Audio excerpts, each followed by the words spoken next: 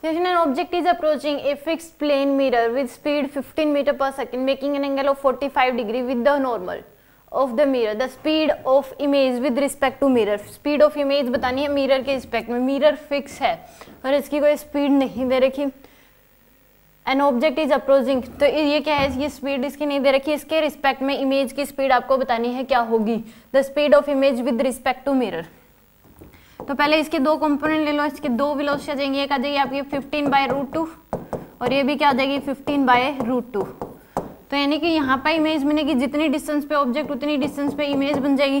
तो इसकी स्पीड भी यहाँ पे आ जाएगी 15/√2. जिस इस डायरेक्शन में ऑब्जेक्ट मूव करेगा तो स्पीड भी सेम, मतलब उतनी स्पीड से मूव करेगी बट अपोजिट डायरेक्शन में. और अगर यहाँ पे नॉर्मल के परपेंडिकुलर अगर इमेज ऑब्जेक्ट मूव कर रहा है तो इमेज भी ऊपर की तरफ ही मूव करेगी 15/√2 की स्पीड से, सेम डायरेक्शन में.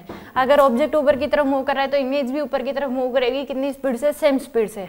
तो यहाँ पे ये आगे आपके पास वेलोसिटी ऑफ इमेज आई है किसके रिस्पेक्ट में, ग्राउंड के रिस्पेक्ट में. तो मिरर यहाँ पे रेस्ट में है तो उसको भी इतनी ही इमेज वेलोसिटी दिखाई देगी. तो ये इमेज अगर ग्राउंड के रिस्पेक्ट में पूछ लेता तो भी यही आंसर होगा. अगर इस केस में मिरर रेस्ट में है तो मिरर के रिस्पेक्ट में पूछ लिया तो भी आंसर क्या होगा, ये. तो यहाँ पे आंसर कितना आ जाएगा, ये 15 मीटर पर सेकंड ही आ जाएगा. आंसर कितना आ जाएगा, फर्स्ट ऑप्शन ही होगा.